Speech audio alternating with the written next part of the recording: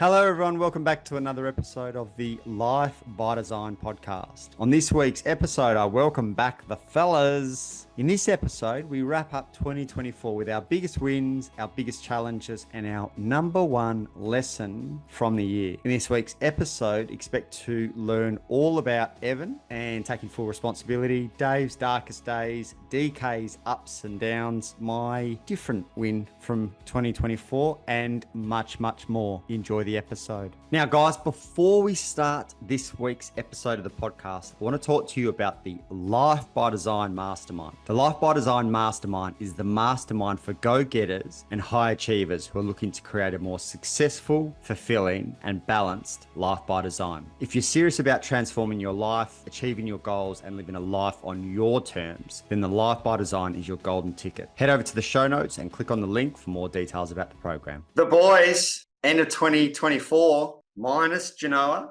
Don't know where he is. Maybe having sleeping after some bintangs in Bali. And Rory would be 7.5 hours into a 100-mile race. Like he'd be in the hurt locker right now. So those boys aren't here. The rest are DK, Spargs, Halves, talking all things 2024 win, because there's wins, challenge, because life isn't always easy. And also your biggest lesson from the year, Spargs. Let's rock and roll, brother. All right, let's get into it. So I've got two major wins from the year, which come off the back of what's been one of the most challenging years, which I'll get to shortly. But the number one win is my relationship with my partner, Bree. We've been through the ringer, the hurt locker together this year. We've been challenged in all ways, shapes or forms that you could think of. And we've just got through it. We've gotten stronger. We've just become a unit, a team. And the way that we flow through life now, it's like, what's next? We can work through it. And this is the partnership that I've dreamt of as a kid. And it's like to actually have that partnership is a dream come true. And when times have been tough this year, it's when I fall back into gratitude of, wow, I've got a partner in crime with me, fully in. And that's the key thing here, fully in, invested in who we are, our future together in and us. Is you can move mountains when you've got that on your side. And I see myself growing as the man that I'm becoming. And one of the biggest reasons is because of her undeniable conviction in myself that I can do it, and belief in myself when probably I don't believe in myself has been, one of the things that's really helped me lead us out of the mess kind of that I created at the start of the year, which I'll talk about shortly. So that's been one of my number one wins. The other second one is creating my own men's community online globally. It's been one of my when we used to do momentum, I used to think, wow, I'd love to do something like this one day. And then when that ended, I just saw the opportunity of maybe this is what I want to step into. And I've always been really scared and timid to create my own program. I've always thought, well, what if no one signs up? What if it's a flop? Can I actually do it? Will actually people want to invest and listen to me? I've had all these doubts. And then at the end of last year, I worked with a business coach and I just did it. I put an offer out there and had someone sign up immediately. And I was like, we're a goer here. And then eventually, as I got better at it and more confident, more guys came in, and I noticed the stronger that I was in what I believed in and in my work and the impact it was having on these guys, the more men joined. And it's now a really tight-knit community with guys in 5 different countries at the moment in there, and all bonding, beautiful men, all wanting to do best for themselves. And I can see they're all heart-led leaders, which is what I wanted to create in this program. So I'd say those are my 2 top wins. Challenge is I fucked up in Bali. So we went and moved to Bali, and the challenge was I basically got broke. I went there and I magically expected Bali to solve all my problems and all of a sudden become this superstar business owner and coach, which obviously didn't happen. All it did was reveal all my blind spots and reveal where I wasn't free yet. And so, I took us there. It was my dream to go there, and my business didn't work the way I wanted to. I had high expectations, didn't manage my money well. It exposed all my money issues, which finally I needed to get a hold of because I couldn't keep running life the way that I did.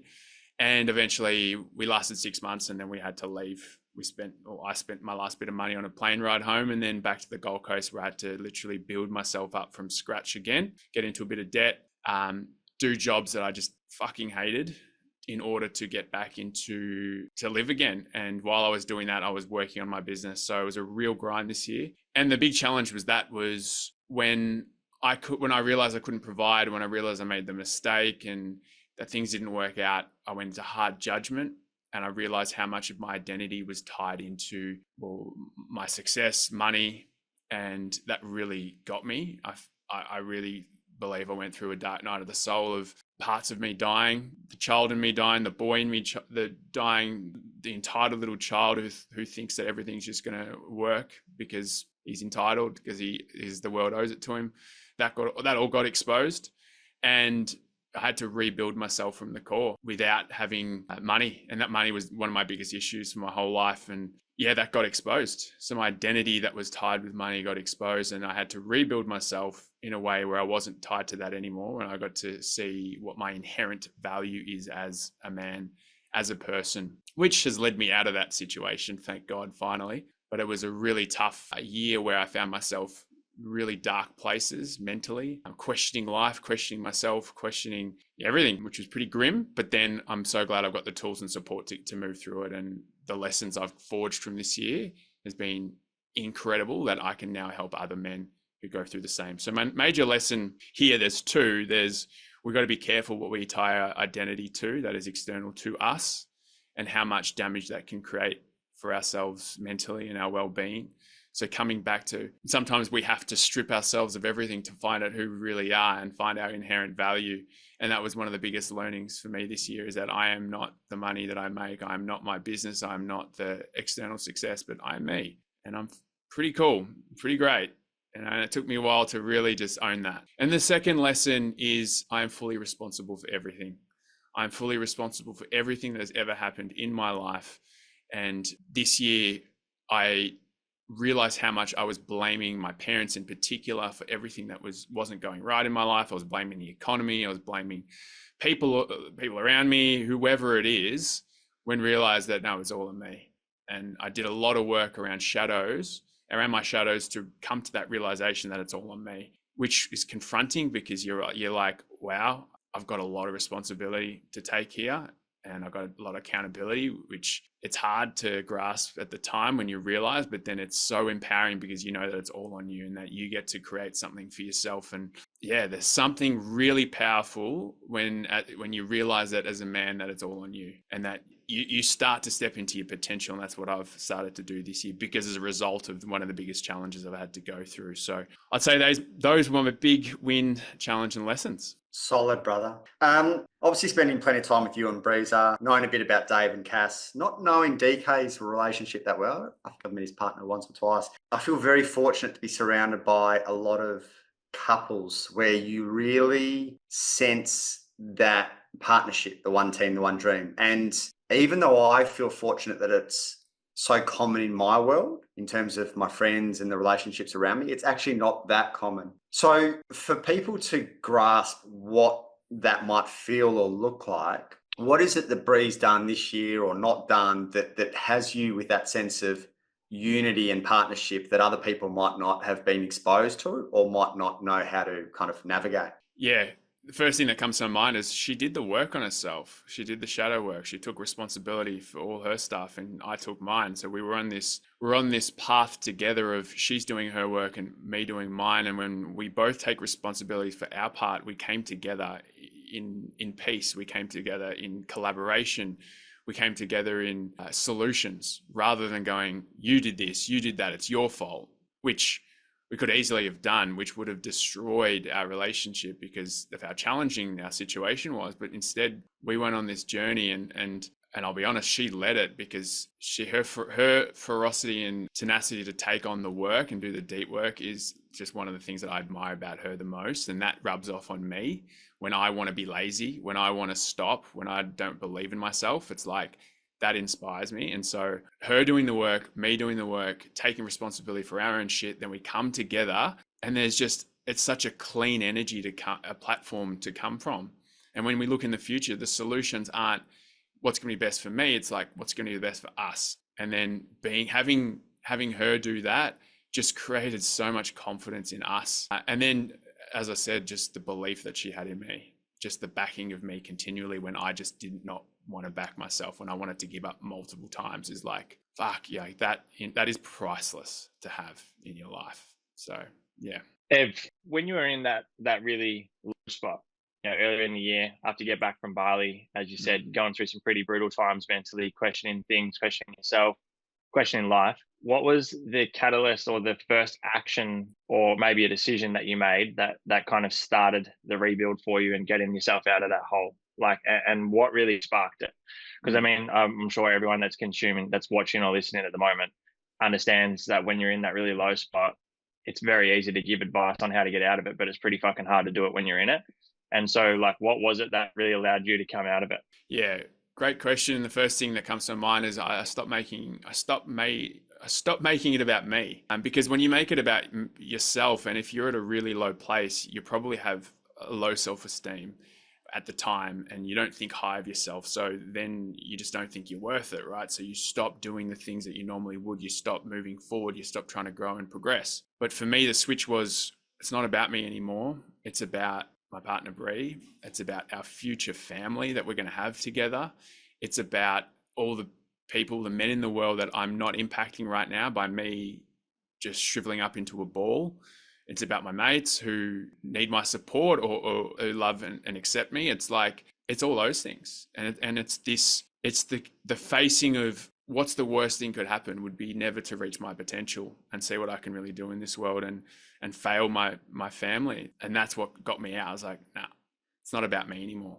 It's bigger than me.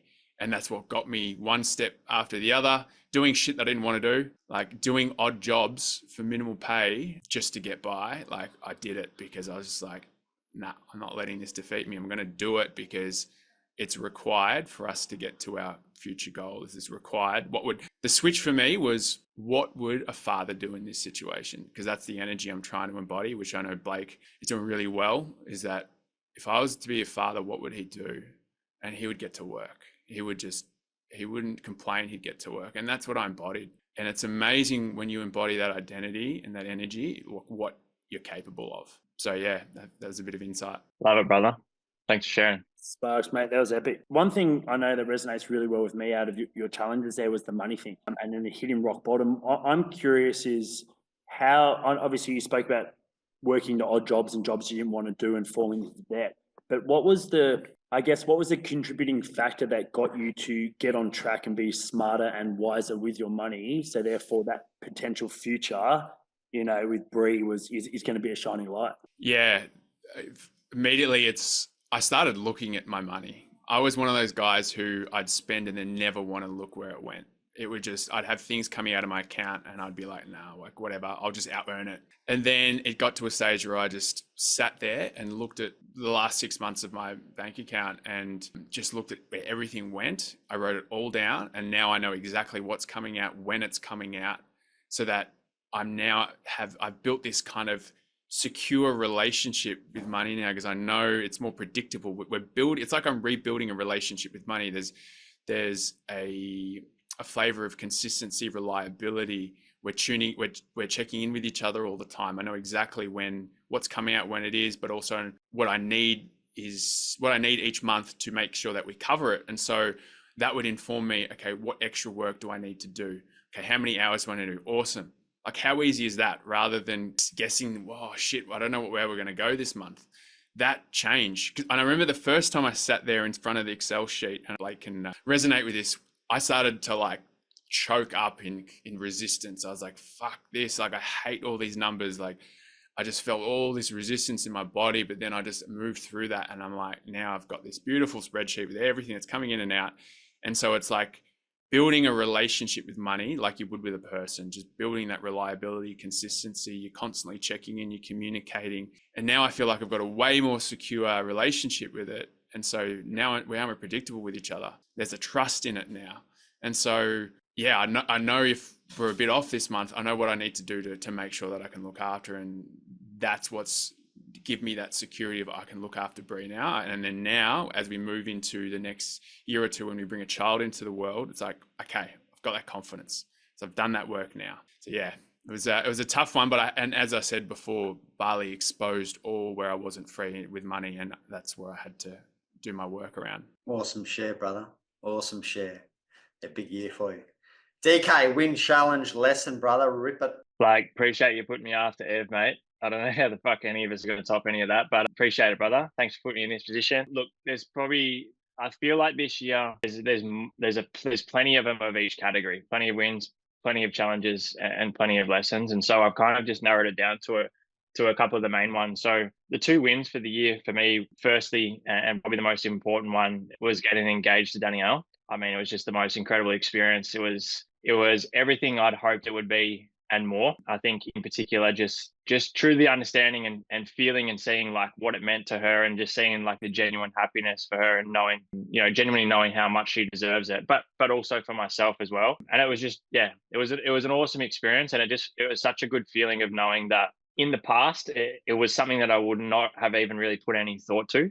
Obviously at some point you think, okay, well, when you're with a partner, like at some stage, you most likely get engaged, get married or whatever. But with Danielle, right from day one, I knew exactly that was the decision that I wanted to make. And there wasn't even a second thought to it. It was like, I genuinely wanted to do it and was excited about it. And so going through that experience with her, and a number of other things which I'll touch on in a sec, in terms of just us growing together, has been really, really cool. And I think when I started my personal development and self-improvement journey, whatever we want to call it, I saw the impact it was having on me. And so I'm sure others can relate. I almost felt it was my duty to go and try and introduce it to fucking everyone, right? Particularly people that I thought could benefit from it.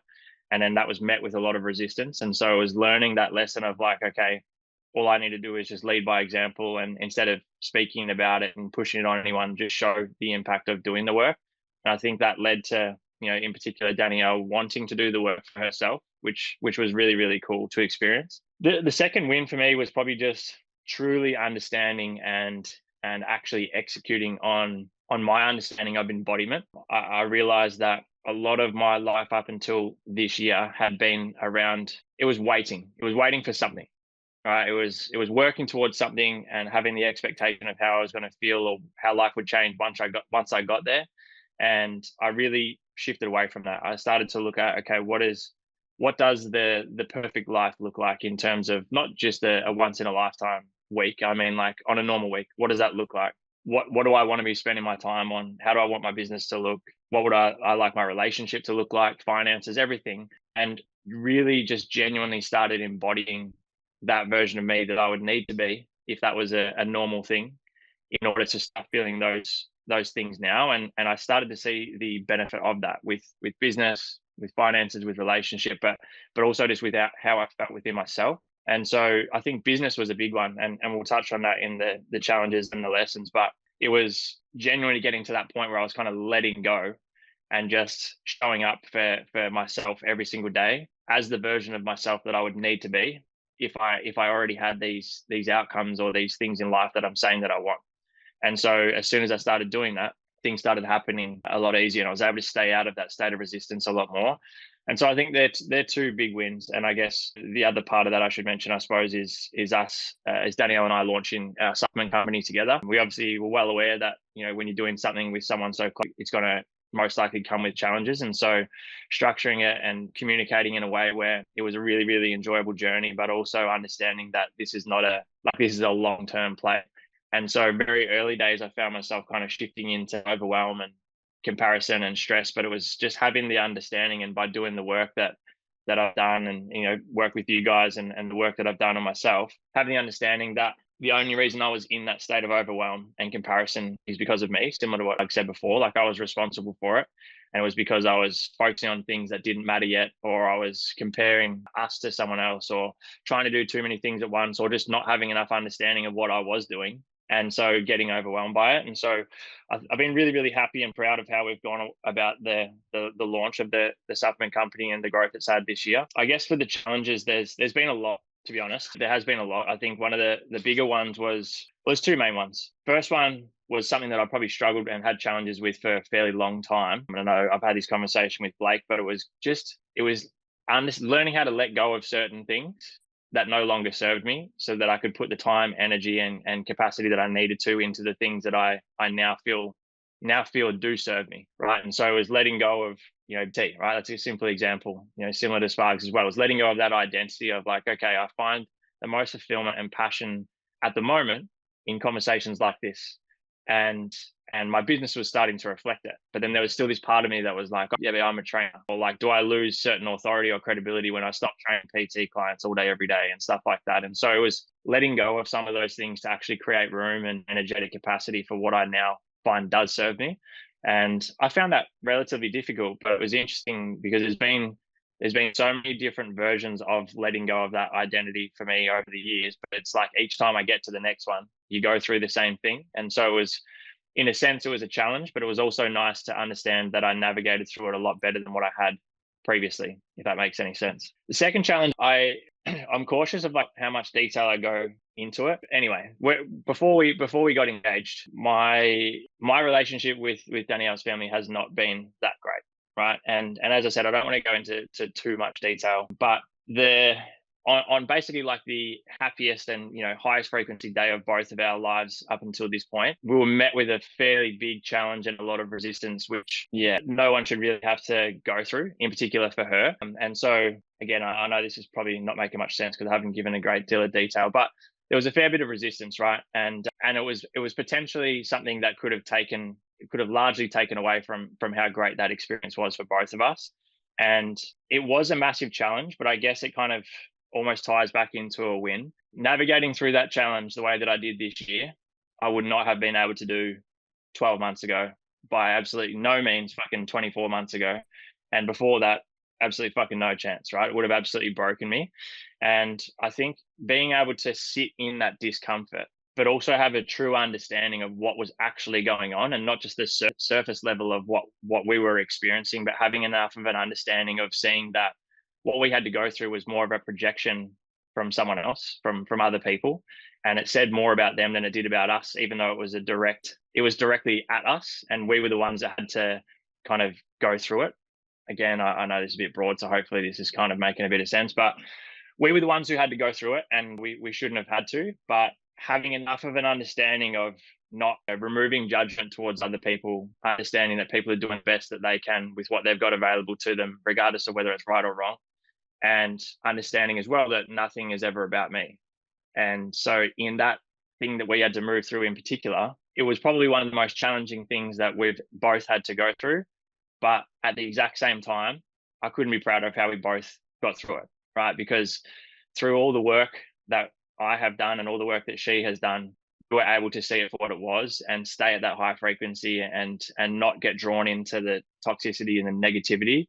And probably more importantly, I was really, really happy with how I was able to respond to it, which meant that I was able to support her through it as well, because she probably doesn't have the amount of tools that I do, or the amount of experience with it. And if I hadn't have done the work and got uncomfortable as much as what I have, I really don't think that we would have gotten through it as well as what we did. And so that was quite a large challenge for us. I think the lessons for the year, there's been plenty. For me, it was really understanding the power of doing the inner work on limiting beliefs for myself, being able to reframe certain beliefs, being able to really trace it back to the origin and revisit what the initial thing actually meant, and try and actually change that belief within myself, and then see the reflection of that, the outcome of that in what I was experiencing in my life. And with that as well, it also allowed me to understand the importance of that work for everyone else. Now, I know I don't want to push it on people, but the growth of my coaching business this year in this space, which is something I'm really, really proud of and happy about, allowed me to see that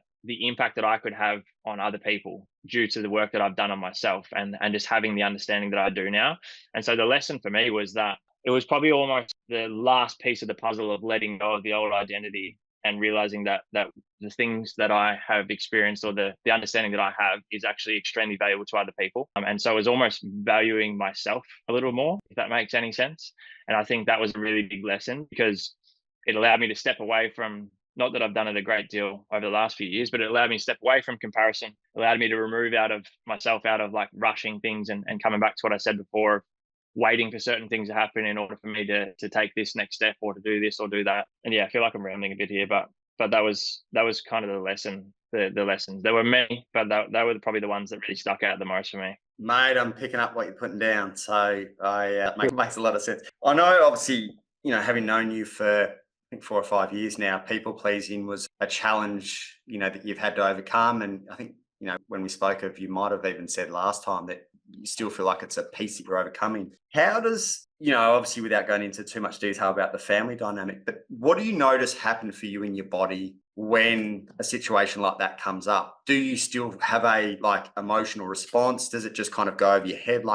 How do you navigate that as a recovering people pleaser, in dynamics like that? Yeah, look, I still think in this exact example, there was still quite a reaction as such, but it wasn't an external reaction. It was more internal of it was a bit of a mixture of disappointment, frustration, anger as well. But I think the rate at which that passed was quite quick. In the past, it'd be something that I'd hold on to, which would then lead to overthinking, which would then lead to whatever procrastination or lack of authenticity with what I'm doing and kind of pulling back. If anything, this time I feel like now it allows me to push forward even quicker or continue to move forward even quicker and really process it a lot quicker. So I don't know if it ever gets to the point where it's like it doesn't have any effect whatsoever and you don't react at all. But I think for me, the difference is the rate of speed at which I can process it, I can comprehend it and still feel like whatever emotion comes up. I think that's important as well, is it's very normal, and I don't want to be sitting here pretending like certain shit doesn't frustrate me or disappoint me or whatever it may be. But it's also then going, okay, now it's my responsibility to choose what happens next, and then once I've made that decision, there's kind of no looking back. And so I guess to answer your question, that exact example I think is the extreme of the most extremes. And so if we come back to the whole people pleasing thing, I feel like now I'm largely past it. I'd say this was an exception, to be honest. And I guess, as I said, just because of the level of what it was. Whereas all of the little things that used to maybe trip me up, or I'd spend more time thinking about it, or it kind of make me shell up for a little bit, now no longer really exists, I guess you could say. And so, yeah, I feel like just continuing to do that work, continuing to have the self-awareness, continue to come back and almost do a stock take on myself and how I'm going about things and how I'm responding to certain parts of my day and my week has just been a really big game changer for me. And I feel like the coaching part has helped with that a lot. Being able to have conversations with people who are at the early stages of what I've gone through. And I'm not trying to say what I've gone through as if it's been like this fucking big thing, but more so just really being able to recognize patterns in other people based off the patterns that I was in myself. And the more I get to teach that, and the more I get to see that change in other people, it's almost like that reflects back on my ability to continue to change for myself as well. Love it, DK, mate. I resonate with the in-laws a little bit there, quite a bit actually. So Cassie and I relationship at the start, I was hated upon for a good 6 to 8 months, and then now it's a shining light of the family. So you hopefully that does spins around for you, mate. Question to you is that identity piece. So losing that identity piece as personal trainer, what coping mechanisms, what work did you do to put in place to make sure that you didn't keep revisiting that? Because I know for me, coming out of being a professional athlete and then stepping into what I do now, it's like when I lose that title, is that identity kind of sits in the back of your mind. It's like, well, hold on, I was the rugby player, or I was the business owner, or I was the athlete. And in your instance, you were like the bee's knees PT. Like, what coping mechanisms did you instill to get through it? I think it was just a realization that it's not either or, it can be and. It was like, okay, me shifting more of my energy and more of my time into this lane over here doesn't mean that this is now just dropped off and gone. But it was also an understanding of the fact that through the identity shifts or identity deaths of previously from, going from basketball to PT or not from basketball to PT, from basketball to then bodybuilding, from bodybuilding to then shifting across to personal development as well. It was just a true understanding of the fact that they aren't who I am. They're just something that I do. And I think having such a difficult time with it, from navigating from being an athlete to then bodybuilding and the health and fitness industry, that's really allowed me now to realize that all those fears and the worries that I had the first time were just a story that I'd come up with in my own head, and none of it was legit. None of it was real. And I got to experience it firsthand. But it was also from past experiences understanding the alternative, meaning if I continue to hold on to something that's no longer serving me, it's the beginning of a fucking avalanche, as in like that one thing, by me continuing to suppress it or just push it to the side, that then results in many other factors of my life starting to go downhill, all because I wasn't willing to just let go of something that no longer served me anymore. And I feel like it was almost a little easier this time, just knowing that what I've kind of transitioned more into now just has so much bigger of an impact, in my opinion, than what I was doing before. Because I was seeing from conversations on calls like this or in the podcast or just with clients, like how much of an impact and a difference it was making, to the point where it made it a little easier, to be honest. And I guess to an extent, I still obviously incorporate a shitload of the training and nutrition part of things within my coaching, but it was just having that full buy-in and also seeing from the other end with the clients of like how much they were buying into it.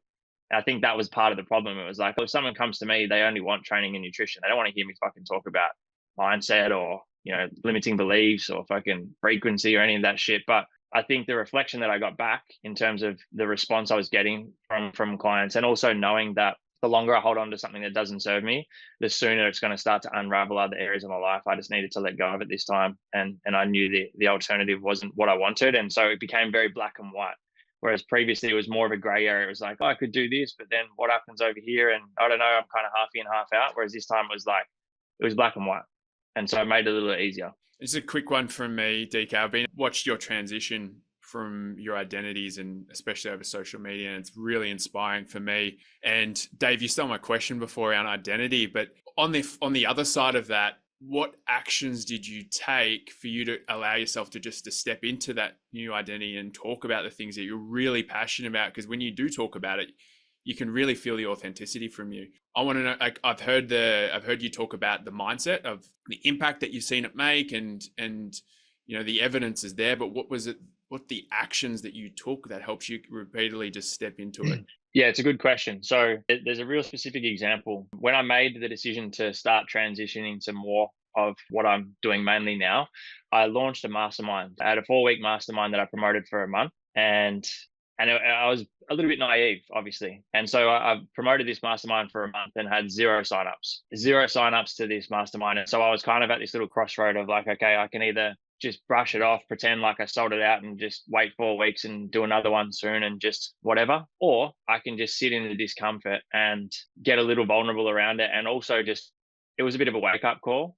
And so I put a post on social media at that exact time, basically just talking about the exact thing. I was just like, look, I promoted this mastermind that I feel very passionate about and that I feel like can help a lot of people. And I had zero signups, right? And I talked in that post about what I was going to do next. And you asked the question about the actual steps, actions that I took. I made the decision based off the progression I'd seen in the past with everything else, knowing that it's not going to happen fucking straight away. And also just removing the entitlement, kind of like you said before earlier. And I said, all right, I'm going to be as open and vulnerable about this as possible. The very next mastermind that I run, regardless of how many people sign up, I'm going to show up to each and every single call, regardless of whether there's one person, 0 or 100. I'm going to show up to each and every single call and each and every single day, embodying who I would need to be if the outcome that I'm saying that I want from this business was already reality. And so for me, it was showing up to every single call as if there was 1,000 people on it. There's been 5 calls in the last 3 months within my coaching group now, where I'm very fortunate and grateful to have a good amount of clients that I'm working with, where there's been 0 people show up to a group call, but I've still showed up. I've still recorded it. I've still put in the same amount of energy, the same amount of intent, and tried to stay in that frequency of a knowing that, like, it's not a matter of if, it's a matter of when. And so if it's not a matter of if and it's a matter of when, I need to be that person now. Otherwise, why the fuck else would these results happen? Right? I said it to someone else the other day. It's like, when we talk about the whole frequency thing, in my opinion, it's like, if I'm saying I want this outcome, but I'm showing up like this, which does not match, why would I expect it to happen? Right? And so I think it was just having that vulnerability, taking the steps and showing up now, not responding to what's in front of me right now. Like, not responding to how reality looks at the moment. I'm responding and showing up as who I would need to be when things change.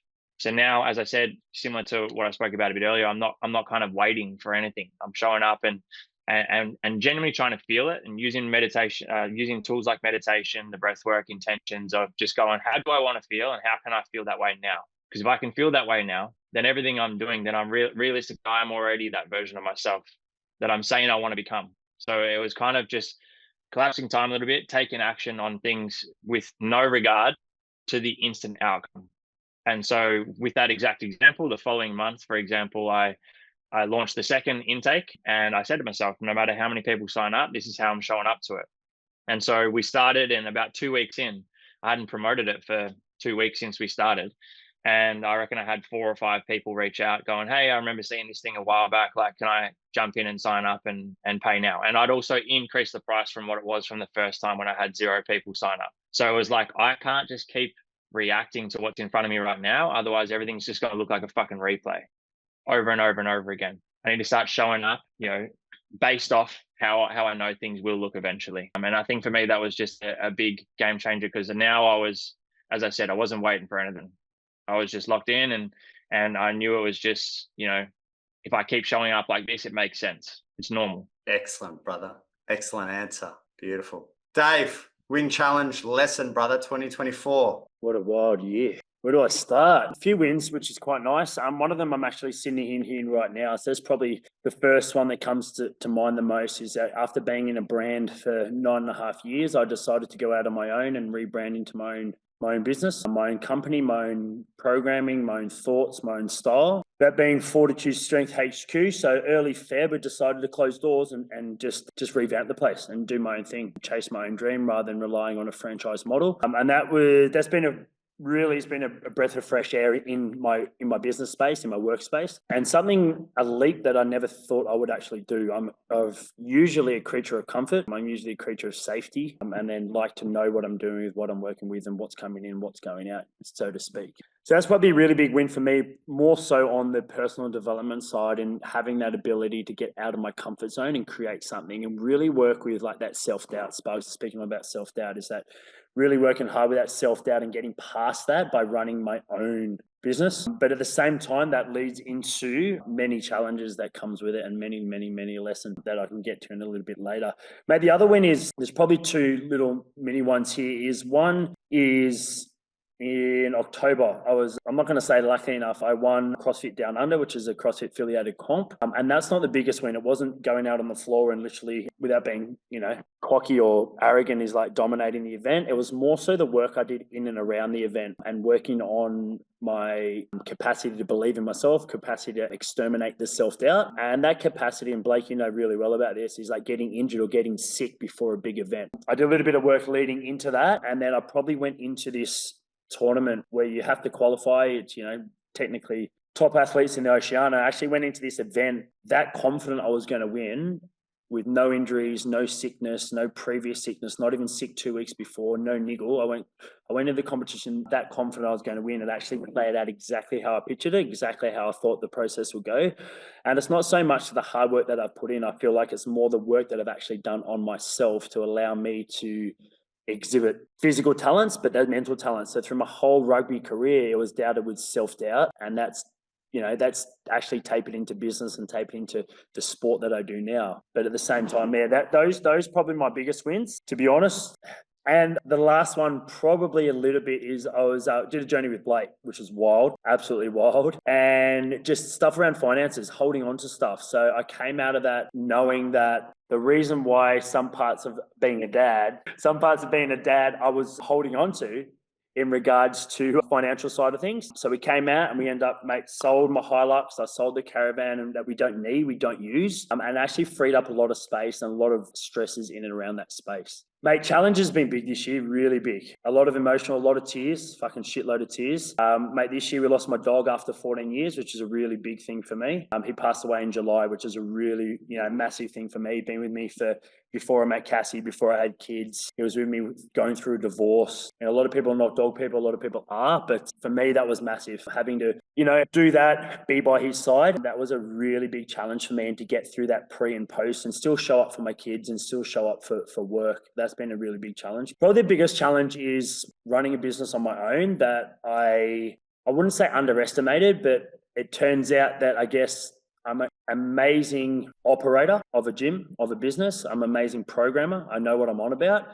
But the biggest challenge for me is that running the business in behind the scenes, and knowing that you have to do more than just show up as in a physical presence. You have to show up behind the scenes. You have to show up in marketing. DK, we spoke about having to show up in content creation, having to show up in different aspects. And it turns out that I don't know what I'm doing. And I'm not afraid to say that anymore. I actually reached out to the boys last week. I actually don't know what I'm doing in and away from the physical side of the gym. So that's a really big challenge for me. Another big challenge, probably the second challenge, isn't around that money piece. Hence the question to you, Spargs. That money piece has been a really big block for me for a long time. And we are slowly bleeding, both business and personal. And I guess it's more so what are my next steps? The challenge for us is what are the next steps to get in and around to stop that bleed and understand where it's going, what it's doing, why we're spending, what are we spending on, and how do we, show up each month financially, because it does have a roll-on effect into how I show up as a parent, which is like my biggest role, as a husband,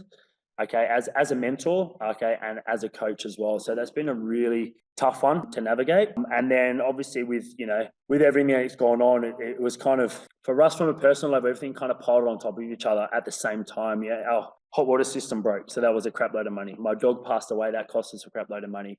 2 weeks after my dog passing away, our middle child snapped her elbow, and that was 2 operations later, and having to see her go through that, and from an emotional side of things, was really tough.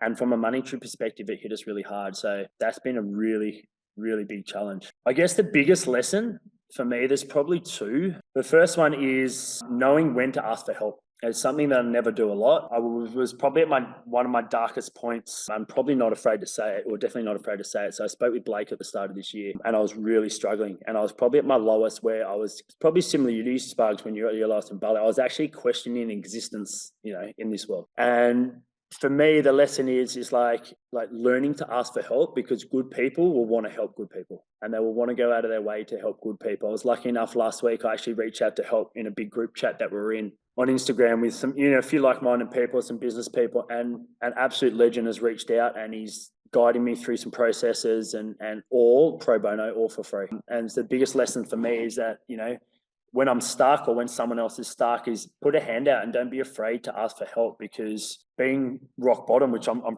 sure most of you have been there. I know Blakey's been there, and Sparks, and potentially DK as well, in different avenues, is like being rock bottom, whether it be financially, whether it be emotionally, is that asking for help goes a long way to not fixing your problems, but giving you the tools to then aid in where you want to be and where you want to go. Excellent share, brother. Excellent share. What's the feeling for you between the build-up, knowing that you need help, and the moment you put the phone down after a conversation, whether it's with, a friend? Like, what do you notice? Because, obviously we've had a number of conversations. The stories that we form in our head of not asking for help, and then the minute you hang up the phone call, you're like, what the fuck didn't I do that? Like, the sense of relief is what I get. But what do you notice for you between the build-up and then the other side once you have finally asked for help? Mate, the build-up's, anxious, really anxious, to be honest. I really struggle with that. And it's a little bit ties into that self-identity that DK was talking about. It's like, if I ask for help, am I going to be seen as a fraud? Am I going to be seen as that person that, athlete, coach, dad, but he's not as good as what he talks about, or he's not as good as what he shows up on Instagram? Things like that, he's not as good as what he shows up on the socials. So I get that self-doubt kicks in, and then it goes into anxiety. I really struggle. But the best thing is for me with that is I get to that point, but then Cassie is the biggest rock that I've ever had in my life. And despite all her struggles, and Blake, too well about her struggles, despite all her struggles, she holds me up when I'm at rock bottom, even though she'll be deeper than me. So really, really it's that anxiety and that build up of potentially being a fraud. And then, mate, when I get off that phone, it's that confidence build up. It's like, fuck, I am good enough. Like, I know I can do this. It's like, I've got the content, I've got the knowledge, I've got the core group, I've got the circle of friends. Blake, you're always on about it. Like, who can you lean on in different areas of your life that can help you in different aspects, not just the same thing? And I've got that in each and every corner. It's about accessing that. And I get off that phone call, I'm like, fuck, I am good enough. I can do it on my own. You've just got to actually do it. It's like, facing your money fears. Like, you've actually got to open your app and check your bank account. You've actually got to show up and do it. Yeah, it's been tough, but there's always light. Dave, I don't know if this is even a question. I guess it's probably just something that I've taken away from my experience in a very similar situation. When I felt like I was at like rock bottom and taking a while to actually reach out and ask for help as well. But the thing I wanted to say is that the way I look at things like what you've kind of experienced recently, particularly with the business side of things, is that I'll put it this way. LeBron James, right? LeBron James obviously will go down as one of the best basketballers ever to do it. If he showed up to game day and they're like, you're gonna be on the score table today, you're actually doing the scores for the game and making sure all the screen looks fucking good and shit like that, and making sure the scores are right, there wouldn't really be any expectation for him to actually know what to do, right? Like you wouldn't expect him to be able to go to the score table and figure out how to use all the fucking buttons to make sure that the screen's right, even though it's in a game of basketball where when you think of basketball, you think of his name.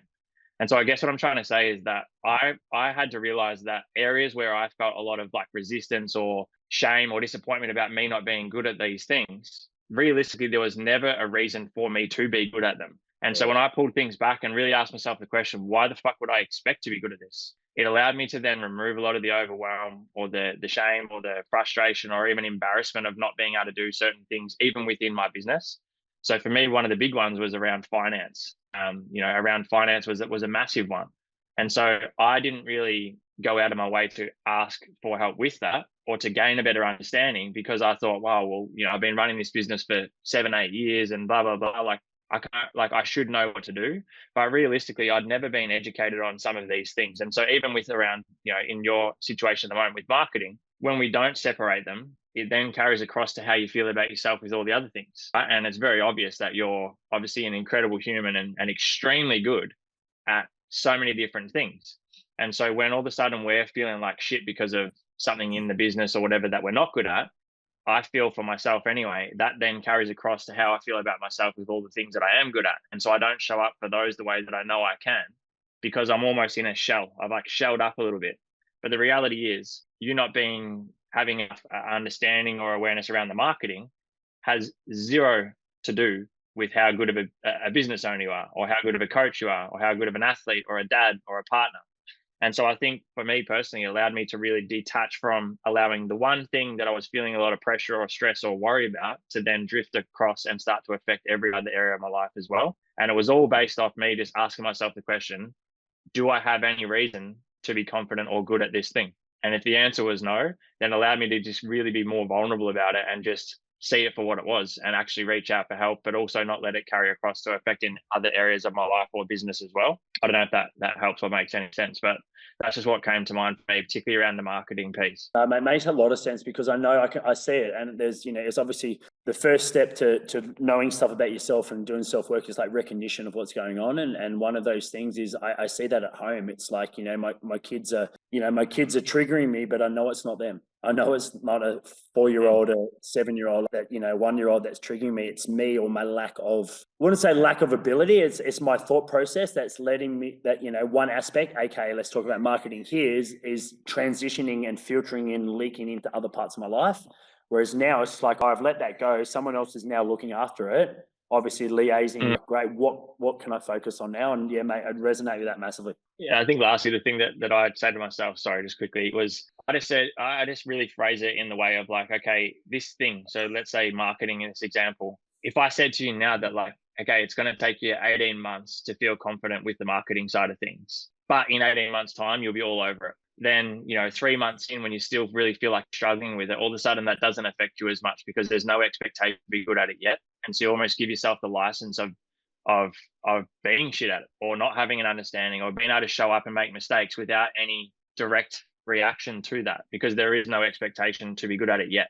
But having that mentality, I find your ability to get good at it collapses time massively. So even though you're saying, okay, it's going to take 18 months for me to feel really confident with this, that actually allows you to improve at whatever that is over a much shorter period of time, because you're then not reacting to every little thing that you do, going like, okay, I'm still shit at this, or this worked, but this didn't work, or I don't know what to do here. Because again, there is just no expectation. Love it, mate. Dave, I'm going to go on the other side of the equation and go to one of your wins. When you were sharing about you saw the competition beforehand in your mind and you just knew exactly what would happen and that you'd dominate, mate, I was getting shivers. I was like, wow, like that is fucking confidence to a T and belief in oneself. And I could imagine a lot of people would be listening, being like, how do I get that? How do I create that? And you said you did the work on yourself to get to that stage. Can you kind of shine a light on what specific work did you do on yourself to get to a stage where you're just like, I see it, I'm going to do it and this is what's going to happen. Yeah, a few things there. Like a few things changed on my path. One was in terms of I found a training partner that I train with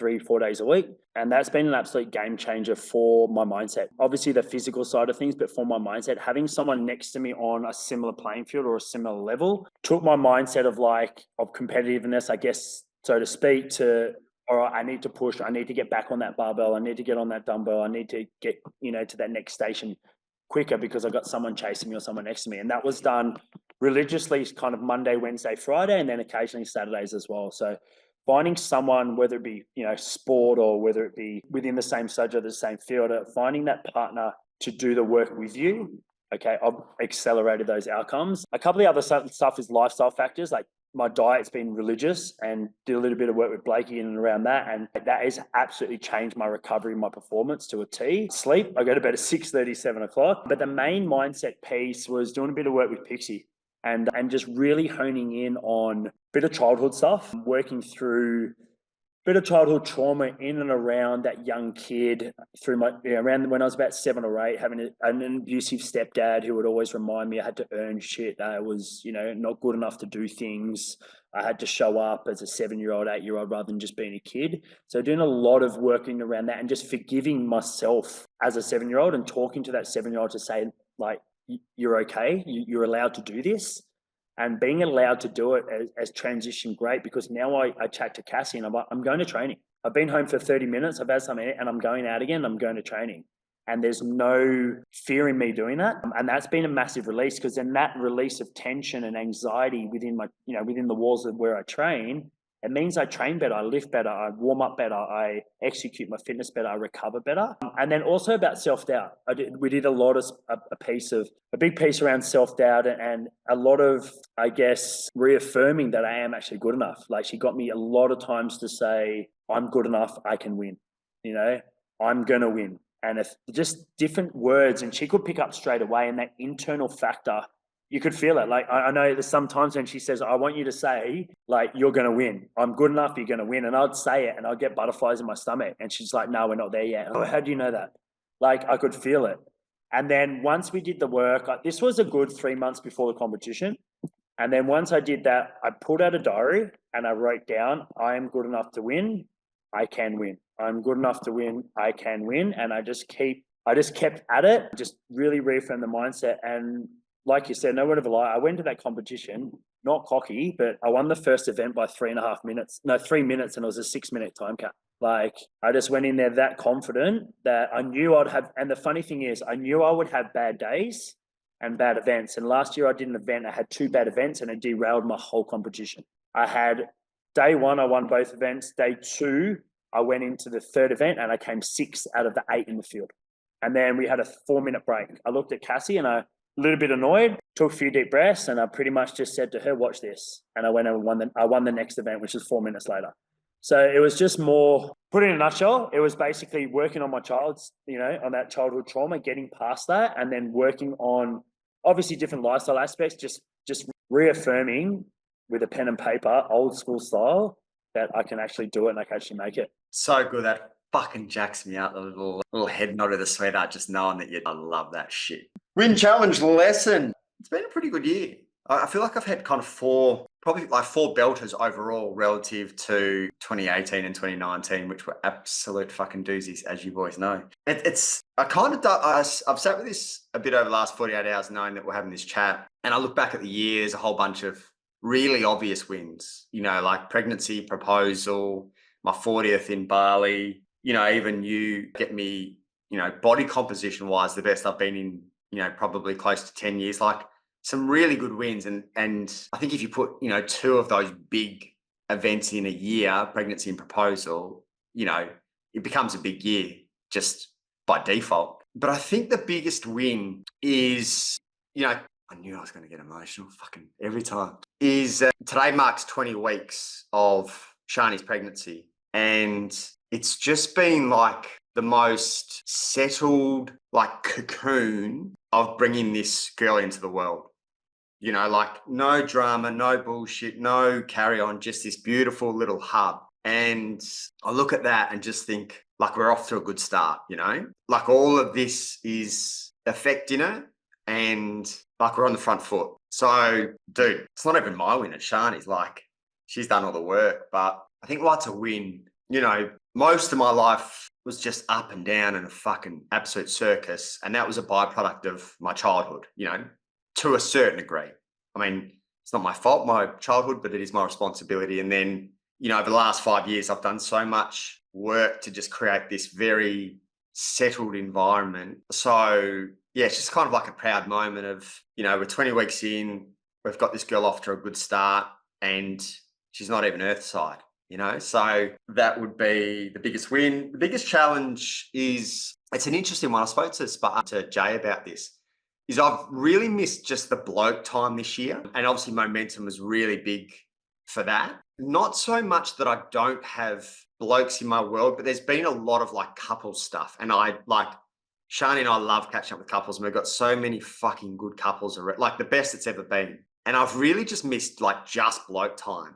Obviously Jay is now up in Goldie, Sparks is up in Goldie. There's a couple of guys that I've started to connect here more on just a one-on-one basis, but a lot of the catch-ups that I have with blokes as a couple. And I love that, but I also just realized that I need just some more kind of bloke time. So that's been a big piece for me. And it's also just highlighted a need to get back into that next year with obviously the new program, the Inner Circle. Like there's definitely a selfish component of me wanting to get more into that energy. And they will love this. I think it must have been 6 weeks ago, I was asking for some feedback.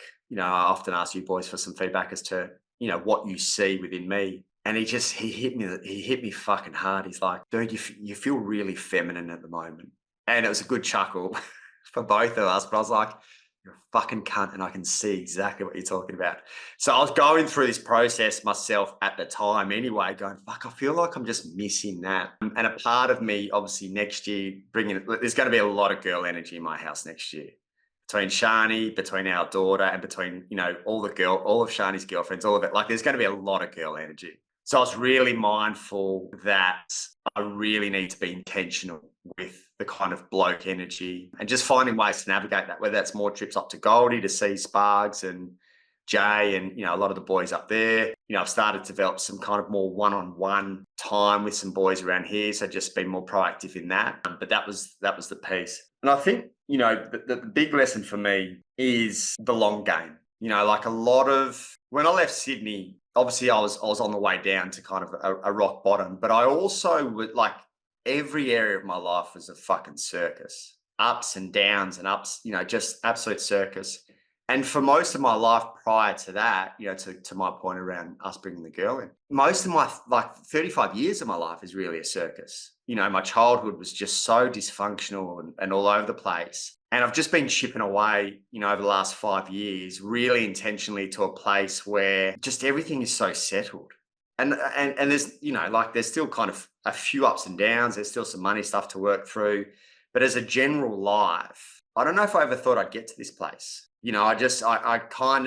I envisioned life just continuously being ups and downs. And no doubt when we have a daughter and we have family that, there'll be more of those. But there's such a solid base now. And anyone who knew me from 35 prior would not put Blake and solid in the same sentence. It wasn't me. So the long game over the last 5 years, getting us to a place of this, which, kind of ignorant to say when we're not even parents yet, but I feel like we've set a really nice foundation for family. And, fuck man, imagine having Chani as your mum. You've been kissed on the dick, dude, by the gods above, haven't you? So yeah, I just feel like we've set this really strong base, which I think every kid deserves. That's my win challenge. And listen, mate, that is, I think I teared up a little bit. As epic. With that, becoming a parent is life-changing, but you won't know what love is until you actually have a kid. And it's wild. I see in you, and this is a bit more like DK's thing, so it's not so much a question, but I see in you, just looking at your eyes and the way you treat Shani, how much you respect and love her. And I'm so excited to be able to sit there and look at you when this girl arrives and just see your eyes light up. And then you've got a solid foundation now, and knowing who you are and how you function. I'm getting goosebumps saying this, how you are and how you function, knowing who you are with this little one, on its way, and when she arrives, your levels are going to go from here to they're going to skyrocket, and that masculine side will come back and whatnot. And despite I put in the chat, you're going to get your fingernails painted when she goes regularly. It's great, and you're going to get your hair done. But mate, your solid foundation is just going to double down, and I'm so excited to be able to sit back and just enjoy and see you on that journey. Because honestly, like the amount of work you've done in and around that space, like if I had you as a dad, I'd be stoked. So it's not always about how good Shani is a mum. If I had you as an old man and I could turn to you now and say like, Dad, mate, this is epic, like I'd be doing cartwheels. Appreciate that, brother. Yeah. I think it was going to get emotional again. We can't help it, can we? Yeah, I second that. I second that, mate. It's you got to give yourself credit and just how safe you are as well. I think that's a big one as well. Just bringing a child into the world with a safe father is life-changing, and that's you. They say, and this is so true, and I can tell you because our eldest child, she's nearly 8, and we've got another daughter and we've got another son. It's a very fun zoo at home. And a golden retriever that's asleep at my gym now. They say the firstborn daughter is a mirror of their father. So just obviously like Shani's going to be like an amazing mum, just like Cassie is an absolutely incredible mum. But the firstborn daughter is a mirror of their father. And just getting back to what I said, like if that's the case, mate, it's going to be a great journey. It's going to be ups and downs, but it's going to be next level. Yeah. Fuck, mate, if I'm on this emotional, imagine when she actually comes. Mate, don't do what I did and miss the birth. I know. I got my brother's wedding two weeks before due date. Anyway, we'll deal with that closer to the time. Well, that's it. That's all we've got time for, folks. That is the Win Challenge lesson 2024. We'll be back in 2025. I'm hoping to do this quarterly for you, boys. I mean, we've got a total of 6 boys on this call, so whoever can make it, jump on. But that's a good insight. And as I've said, the last few years when we've done this, it can be hard to tell where life's really at based on the socials when things kind of look good on our socials. So it's important that we have these conversations that give you insight into some of the other things that aren't necessarily posted on socials and normalise the challenges and the struggles of life, because sometimes you feel like you're the only one going through it. So I hope you guys got plenty from it. Enjoy the rest of your year. Hey guys. Thank you.